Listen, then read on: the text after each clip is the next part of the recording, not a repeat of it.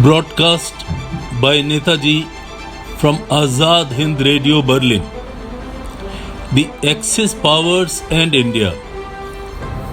Brothers and sisters, I addressed you last on the occasion of Jallianwala Bagh Day nearly 3 weeks ago, and I then reminded you once again of the hypocrisy underlying the whole plan of the British government, which culminated in the journey of Sir Stafford Cripps to India. Sir Stafford offered, on the one hand, a promise of dominion status for the future, and on the other, he demanded immediate cooperation in Britain's war effort, and he expected the Indian people to accept such an absurd proposition.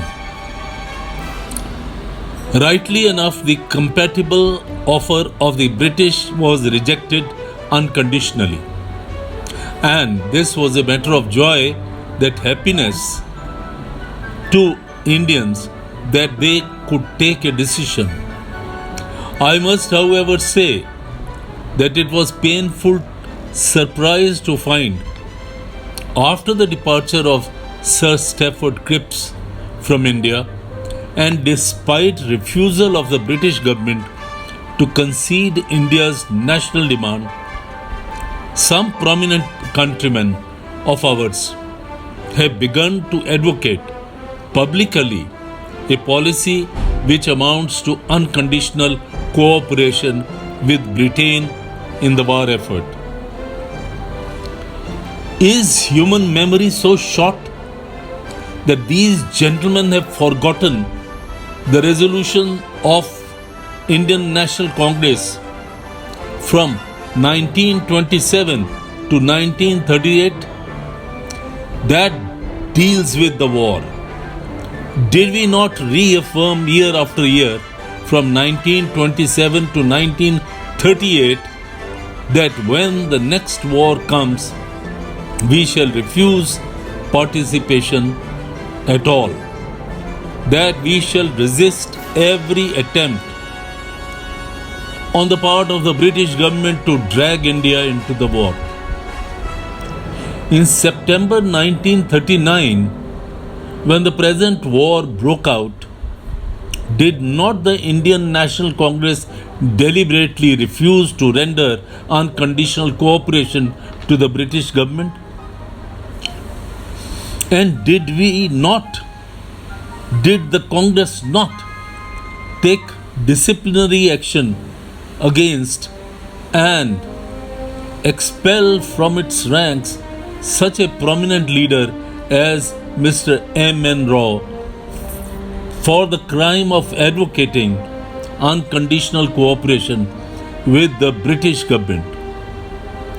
We are therefore waiting to see what disciplinary action will be taken against these gentlemen who are so unceremoniously flouting the principle of the Congress. I know that these new converts to the creed of cooperation will assert that they have altered their principle and policy in order to meet a new challenge, in order to meet a new menace, the menace of aggression from without. But I would like to ask them if the aggression against which the Indian people have been fighting so long, the perpetual aggression of the British imperialism, has been successfully fought and destroyed. In spite of the British propaganda, we have been saying, or they may say in the future, it should be clear to all right thinking people that in this world India has but one enemy, and that enemy is which has been exploiting her for years and years, and that enemy is British imperialism. It is tragedy that some of our countrymen have been so duped by British propaganda that they have forgotten the real enemy, India's only one enemy which keeps India enslaved even now. That is British imperialism. These misguided people talk of aggression by Japan or Germany or Italy without knowing at all the first hand what policy these powers have with regard to India. Friends, I know something about these powers and their foreign policy. Something I have been in intimate and personal contact with them ever since I left my home more than a year ago.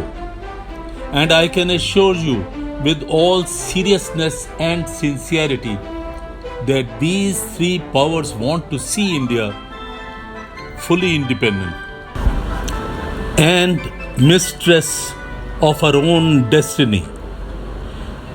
The three powers are determined to defeat and destroy British imperialism. It is the task of rising generation of Indian people in whose hands rests the future of their country to utilize the present international crisis to the fullest extent so that out of the ashes of the British Empire may rise a free and liberated India.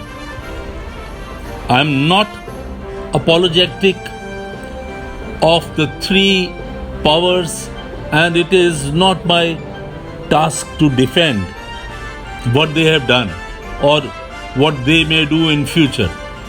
That is a task which devolves on these three nations themselves, and they are quite able to deal with it. My concern, however, is with India, and it is my duty as a patriotic Indian to find out and tell my countrymen the policy of the different powers with regard to India. If British imperialism is defeated and annihilated, India will win her freedom. If, on the other hand, British imperialism were somehow to win the war, which, however, is quite impossible, then India's slavery will be perpetuated forever. India is therefore presented with the choice between freedom and slavery, and she must make her choice in favor of freedom. For the Indians of today, it is a chance of a lifetime, and for India, it is an opportunity rare in human history. Friends, I laugh whenever I hear Britain's propagandists calling me an enemy agent. I need no credentials when I speak to my own people.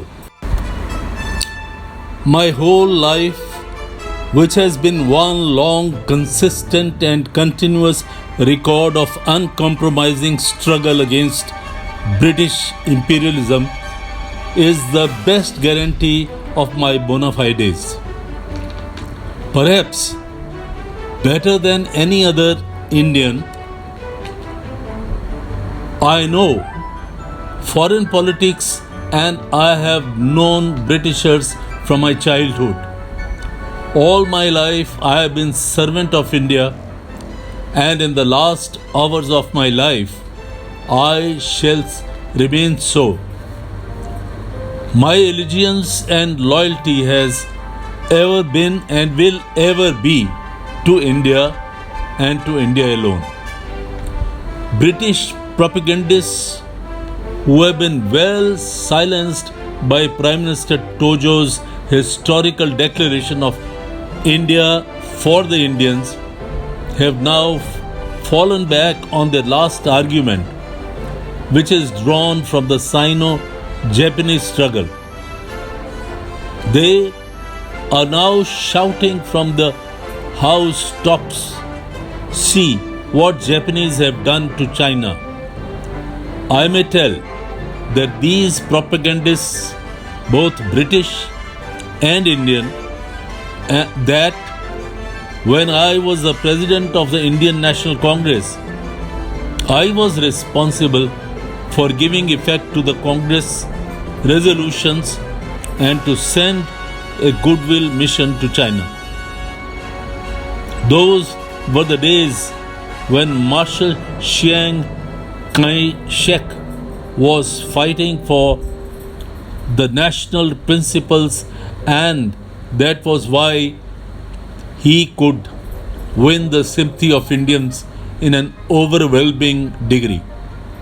But the Marshal who came to India the other day to ask the Indian people to fight for England and was quite different man, a puppet of the Anglo-American powers.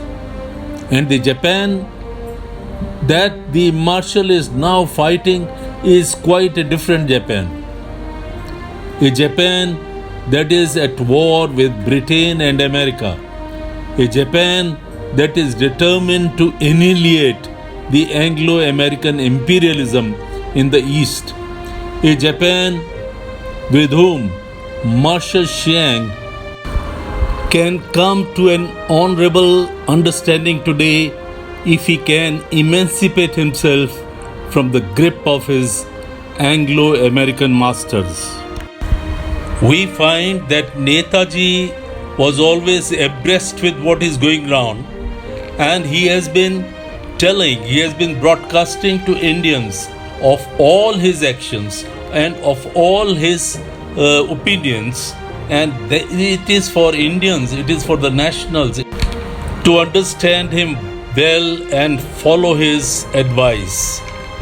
It is necessary that we must follow our real hero who has created India, hero who has created the atmosphere for freedom for India.